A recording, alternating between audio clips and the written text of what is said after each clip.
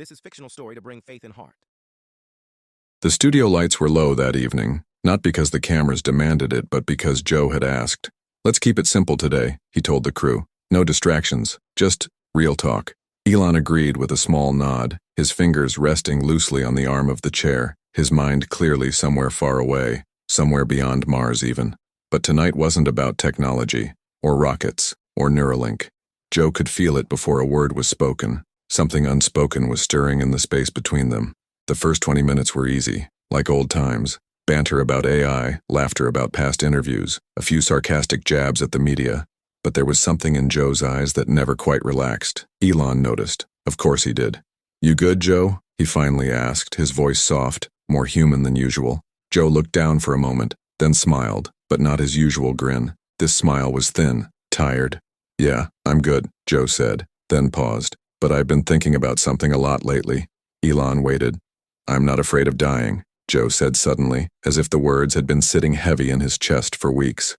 "I used to be, back when I thought life was all about surviving, staying strong, staying ahead, but not anymore." Elon didn't speak, he just listened. "I'm afraid of what we're leaving behind," Joe continued, "of what we're becoming, of what my kids will grow up into. The world's getting faster, smarter, louder, but is it better, is it good?" The question hung in the air like smoke. Elon blinked slowly. "Define better," he said, almost whispering. Joe shook his head. "That's the thing. We've built this idea of progress. We chase it. We worship it even.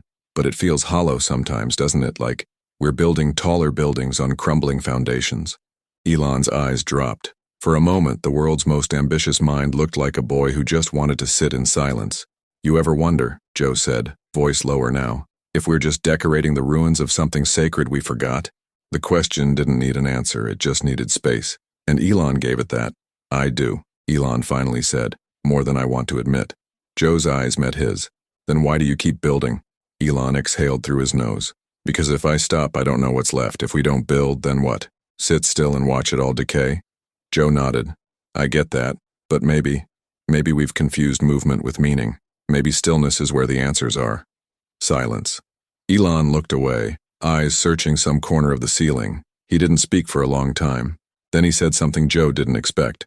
"When I was a kid," Elon began, "I used to sit outside alone, just look at the stars. It felt like God was whispering. I didn't understand it then, I still don't. But I knew something bigger was there." Joe leaned forward. "Do you still hear him now?" Elon was quiet. "I think I stopped listening," he said. And for the first time in a long time, Joe Rogan didn't have a follow-up question. He just sat with that. Because what do you say to a man who's built the future and still longs for the voice he heard as a child? What do you say when the smartest man in the room says he's lost something sacred? There was no applause, no laughter, just the soft hum of equipment in the background, and two men, both fathers, both thinkers, wondering if the world they're shaping will be one their grandchildren can truly live in. Joe's voice broke the silence, barely above a whisper. "What if God never left? What if we just stopped listening?" Elon didn't answer. He just closed his eyes for a moment, and that's when the camera caught something strange. Not a tear, but the look of a man who was finally feeling something he'd buried for too long.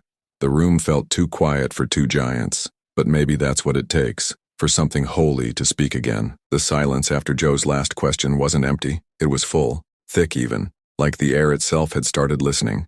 Elon opened his eyes but didn't speak. He looked down at his hands as if he were seeing them for the first time. The hands that had launched rockets, typed code, signed billion-dollar deals. Hands that had held his sons. Hands that once, long ago, traced stars in the night sky and whispered dreams only a child could believe in. Joe leaned back in his chair, but his posture had changed. He wasn't the interviewer anymore. He was just a man, sitting across from another man, both of them now carrying the weight of something they hadn't planned to talk about. "You ever feel," Joe said slowly, "like we built so much, but lost the map?" Elon's lips pressed into a line. Joe continued, "We figured out how to make machines that think, phones that listen, cars that drive themselves, but we forgot how to look each other in the eye. We forgot how to ask why. Why are we even here?" Elon looked up. "Do you believe in God?" he asked, not challengingly, but like a child asking if the stars are real. Joe hesitated, not because he didn't have an answer, but because this wasn't the kind of question you answer quickly. "I believe something sacred made us," Joe said, "something that doesn't need religion or titles or proof, just Our attention. Elon nodded once, slowly. I used to think faith was weakness, he admitted, a distraction, like a soft thing for people who couldn't face reality. But now, he looked up again, and this time his voice cracked a little. Now I wonder if it was the only real thing. Joe's throat tightened. This wasn't just a conversation, it was a confession, and not one made lightly. I was in the desert once, Joe said, back in my 20s. I'd taken some time off, just me, a bike, and a notebook. One night I was sitting under the stars, and for the first time in my life I felt watched, not in a scary way, in a peaceful way, like the universe was looking at me and saying, "You're seen, you're loved, but you've forgotten who you are." Elon stared at him, something behind his eyes softening. Was it God? He asked. Joe shrugged. Does it matter what name we give it, if the voice leads us back to love? There was a pause again, but this time it was warm, like both men were slowly stepping barefoot onto holy ground they hadn't walked in years. Sometimes I think, Elon said quietly, I've been trying to build heaven with machines, but maybe heaven can't be built. Maybe it has to be remembered. Joe's eyes didn't leave him. Or maybe it's not up there in the sky or down the timeline. Maybe it's here, right here, in this room, between two people willing to admit they're lost. The weight of those words lingered. Elon let out a shaky breath. I've spent my life trying to fix things, he said. Climate, space, AI. But maybe what needs fixing most is inside. Joe nodded. What if we don't need stronger tech? What if we need softer hearts? Neither of them spoke for a long time. Finally, Joe whispered, do your kids know how much you love them? Elon's jaw clenched. I hope so. I tell them. I try. But sometimes I'm afraid they see me more as a machine than a man. Joe leaned forward again, gently. Then maybe it's time to remind them, not with words, but with presence, with your eyes, with your heart. Elon nodded slowly, and then he asked the question that changed the entire tone of the conversation. Do you think Jesus knew how to fix the world? Joe was still. The cameras were still rolling, but for once it didn't feel like a show. It felt like the beginning of something deeper, something neither of them were ready for, and neither of them could walk away from now. Joe didn't answer right away. His hand brushed his chin and his eyes went distant, like the question had opened a door to a room he hadn't entered in years. Do I think Jesus knew how to fix the world? He repeated slowly. I think he wasn't trying to fix it the way we mean when we say fix. He didn't build armies, he didn't take over governments, he didn't invent anything. Elon waited, sensing there was more. Joe leaned in. He just healed people, one at a time, sat with people everyone else ignored, washed the feet of those who didn't deserve it, loved the ones who couldn't love themselves. He didn't come with blueprints, he came with presence. Elon looked at the table. So, not a king? Joe shook his head. Not the kind we'd expect. He was a carpenter, simple, poor, and yet somehow rich in a way that still makes people talk about him 2,000 years later. Elon swallowed hard. I've read about him, he said. A lot of different versions. Some call him God. Some say he was just a man. But all of them, they show something rare. A person who didn't seek power but gave it away. Joe's voice softened. Exactly. And maybe that's why people followed him. Not because he claimed the truth, but because he lived it. Not to win, but to love. The studio was still, almost sacred now, like the lights themselves were dimming out of reverence. I think about that sometimes, Elon said, his voice a little raw. All the power I have, all the noise, all the influence, and yet, sometimes I feel the most powerless person in the room. Joe tilted his head. Because deep down, you know power doesn't heal people. Elon nodded. Love does, Joe whispered. Forgiveness does, listening does. Elon looked up, his eyes glassy. I've built systems that run themselves, rockets that land, cars that learn, but I can't fix a broken heart, not even my own. Joe didn't move. He just looked at him, not like a host, but like a brother, like a man who sat in the dark and knows how it feels to forget the way back home. You don't have to fix it, Joe said gently. Maybe you just have to open it. The words landed deep. Elon blinked hard, then looked away for a moment. I don't know how, he said. That's okay, Joe replied. You're not alone. Elon stared at him unsure, and then Joe added, maybe the real future isn't what we build, but who we become while building it. That made Elon pause. He leaned back, shoulders lower now, like the weight of 1,000 expectations had just loosened their grip. You ever think we've been asking the wrong questions? Elon asked suddenly. Joe smiled softly. All the time, Elon continued. We ask how to make things faster, smarter, scalable, but not how to make people whole, how to bring wonder back, how to give our kids more than just gadgets. how to give them goodness. Joe nodded slowly. That's what I mean when I say I'm not afraid of death. I'm afraid we're leaving behind what matters most, and they won't even know it was ever there. Elon looked down again, like we're paving over sacred ground. Exactly, Joe whispered, and the next generation might never even feel the soil under their feet. There was a long silence then, but it wasn't uncomfortable. It felt like prayer, like the space before a tear falls, like something invisible sitting between them, waiting. Elon broke it, barely. What do we do now? Joe breathed in deeply. I don't know, he said honestly, but maybe it starts with remembering who we are. Not engineers, not podcasters, just human, loved, created for something more. Elon's lips parted slightly as if to respond, but the only thing that came was a question. Do you think he would sit with me? A man like me? Joe's answer came without hesitation. I think he already is. Elon sat with that answer. I think he already is. He didn't respond, not right away. He just looked down, his fingers tightening slightly on the armrest. The words settled over him like a quiet rain, unexpected and strangely warm. No spotlight, no applause. Just the slow echo of something he hadn't let himself feel in years. Maybe he wasn't as alone as he thought. Joe leaned back, watching Elon without pressure. It wasn't a moment to fill, it was a moment to feel, and Elon was feeling everything. I used to think stillness was useless, Elon finally said, that if I wasn't moving forward, I was falling behind. But lately, the noise just keeps getting louder, and I keep wondering, are we really evolving? Or are we just speeding towards something none of us understand?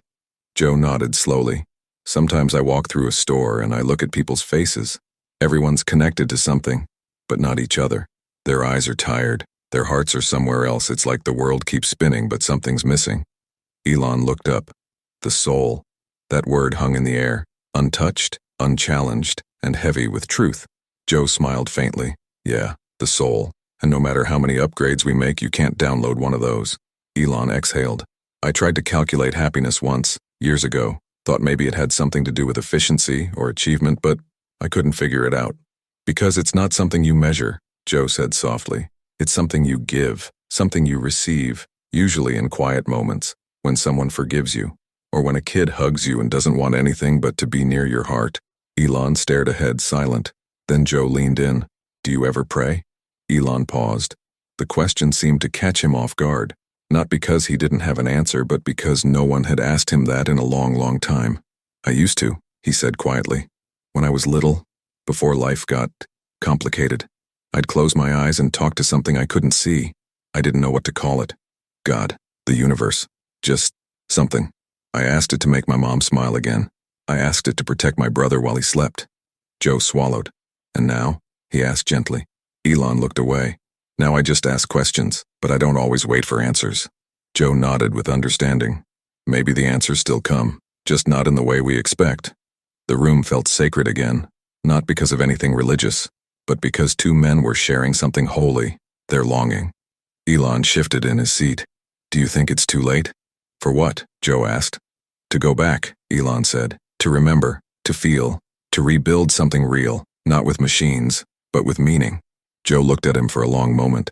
I don't think it's ever too late, he said. Not with God, not with love, not with people. Elon's eyes glistened, just slightly. Joe added, you don't need a plan, you just need to be honest. That's where faith starts, not with knowing, but with admitting you don't. Elon nodded slowly. That's hard for me. I know, Joe said, but it's not weakness. It's the door. A pause. Then Elon spoke, and his voice was softer than ever. What if I've built my whole life on the wrong foundation? Joe didn't flinch. He answered like a man who'd asked himself the same question. Then maybe it's time to build again, not higher, but deeper. Elon looked over, eyes searching. What would that even look like? Joe didn't answer right away. He leaned forward, voice steady, but full of compassion. Start by asking your kids what they think makes a good man, and really listen, not as a CEO, not as a genius, as their father. Elon sat back, struck by the simplicity, but before he could speak, Joe added one more question, quiet but sharp. Would your grandfather be proud of the world we're handing down? And Elon froze, because for all his intelligence, that was a question he didn't know how to answer. The studio felt smaller now. Not because the walls had closed in, but because the conversation had opened something so wide, so deep, that even the space between them felt sacred. Elon didn't move for a long time. Joe's question, "Would your grandfather be proud of the world we're handing down?" sat heavy in the room like a stone placed on the chest. Finally, Elon spoke, but his voice had changed. It was no longer polished or precise. It was trembling. "My grandfather was a quiet man, worked with his hands, raised his family on honesty. He didn't know much about the internet or AI, but he knew how to look a man in the eye, how to say what he meant, how to keep his word." Elon paused. "He built houses, real ones, with brick and sweat. He said you could tell the worth of a builder by what you don't see, the foundation." Joe's throat tightened. Elon kept going. "Sometimes I wonder if I've just made the top floors of the world look shiny, impressive. But underneath, maybe we built overwrought." There was a sadness in his voice now, but also something else. Truth. That strange, beautiful ache that only comes when someone finally says what they've been avoiding for years. Joe leaned in. "But the thing about foundations," he said, "is you can still dig them up, if you're willing." Elon nodded slowly. "But where do I start?" Joe didn't answer right away. He looked down, thinking. Then he said, "You start with what you miss, what you ache for when it's quiet. That's usually where God waits." Elon closed his eyes. "I miss silence that isn't lonely," he whispered. Joe's eyes softened. "Me too." They both sat there, quiet, no rush, no script, just two men remembering something the world had taught them to forget. Elon opened his eyes and looked straight at Joe. "I've seen the future through equations, models, simulations, but none of them prepare you for a moment like this." Joe nodded. "That's because the soul doesn't run on code." A small, breathy laugh left Elon's mouth, not from humor, but from that strange blend of exhaustion and relief, like something had finally been named. "I once thought if I could get us to Mars, I'd be remembered forever," Elon said. "And now?" Joe asked. "Now I wonder if I should have just spent more time on Earth, with my boys, with my heart." Joe didn't speak. He just reached over and placed a hand on Elon's shoulder. A small gesture, but in that moment it meant more than any headline ever could. "I think progress without soul," Joe said, "is just polished ruin." Elon nodded, a tear finally breaking loose. Joe looked him in the eye. "The world doesn't need more geniuses, Elon. It needs more fathers, more men willing to say, 'I don't know how to fix it, but I'll sit with you in the mess.' That's what Jesus did." Elon blinked, stunned by the clarity of it. "Not a sermon," Joe added, "not a miracle worker in a temple, just a man walking through broken towns, touching broken people and saying, 'I see you, I love you, you're not too far gone.'" Elon whispered, "Do you think it's too late for someone like me?" Joe shook his head, firm now. "No. The very fact you're asking means it's not. God's not looking for perfect people, he's looking for open hearts." Another silence, but this one felt lighter. Joe leaned back and whispered something that felt like it came from deep within his chest. "Maybe heaven isn't up there. Maybe it's wherever two people sit in truth and choose love over fear." Elon closed his eyes again, and then, quietly, he said, "I think I want to start over, not with the world, with me." Joe smiled gently. "Then let that be the legacy your kids remember." But before the moment could close fully, Elon opened his eyes and asked, "What if I've taught millions to chase the wrong dream?" And just like that, the silence returned, not empty, but asking for part of their soul. Joe didn't answer right away. He looked at Elon, not as a titan of industry, not as a name on headlines, but as a man sitting quietly at the edge of everything he thought he knew. "What if I've taught millions to chase the wrong dream?" It was the kind of question that cracked something open. Joe exhaled. "Then maybe it's time to teach them something else." Elon looked unsure. "But how?" "They follow me because I build, because I know answers. What happens when I start showing them my questions instead?" Joe gave a soft smile. "Then maybe that's when they'll finally trust you with their hearts, not just their applause." Elon leaned forward, elbows on knees, like a boy sitting by a fire, trying to warm himself. "I used to think the most dangerous thing in the world was ignorance," he said. "But now, I think it might be emptiness, that quiet ache inside people. They fill it with noise, with screens, with speed, but it's still there." Joe nodded. "And the only thing that fills it is meaning, not success, not perfection, just meaning." Elon looked down. "I don't even know what that is anymore." Joe's voice dropped. "Meaning is holding your child's hand and choosing not to look at your phone. It's forgiving someone who never said sorry. It's sitting in silence with someone who's grieving and not rushing to fix them." Elon blinked. He looked at Joe, really looked at him. "That's not how we're teaching people to live." "No," Joe said. "It's not. And that's what scares me. Not death, not aging, not being forgotten. What scares me is what we're leaving behind. He paused, his voice tighter now. We've traded community for connection, family for followers, wonder for data, and God. Joe's voice broke slightly. God for control. Elon didn't respond, but his face said enough. He understood, maybe more than most. Sometimes I wonder, Joe continued, if we built a world our grandparents wouldn't even recognize. A world they'd walk through and say, where's the love? Where's the humility? Where's the music, the prayer, the neighbor who knocks just to say hi? Elon looked away. A tear rolled down his cheek. You think it's too late? He asked again, voice cracking. Joe shook his head. No, because you're still here. I'm still here. And if two men can sit in a room like this and admit they're scared for the soul of the world, then maybe that's where redemption begins. Elon wiped his face with the back of his hand. I don't want to be remembered for building things. I want to be remembered for becoming something. Joe smiled. Then become someone who listens, who repents, who forgives, who feels, who teaches others not by winning, but by loving. Another silence, this one longer, but it didn't need filling. Elon looked up again. Do you think God still believes in us? Joe looked at him, eyes soft, voice steady. I think God never stopped. We just stopped believing in each other. There it was, the deepest truth, not loud, not complex, just true. The room grew still again, sacred again. Elon finally stood, walked to the window, looked out. The city lights blinked back at him like stars lost in concrete. I want to change, he said. Then begin, Joe whispered behind him. Not tomorrow, not with a press release. Begin with one person, one act of love, one moment of humility. That's how it starts. Elon turned. But will it be enough? Joe walked over, put a hand on his shoulder. It won't be enough to fix the world, he said, but it might be enough to wake it up.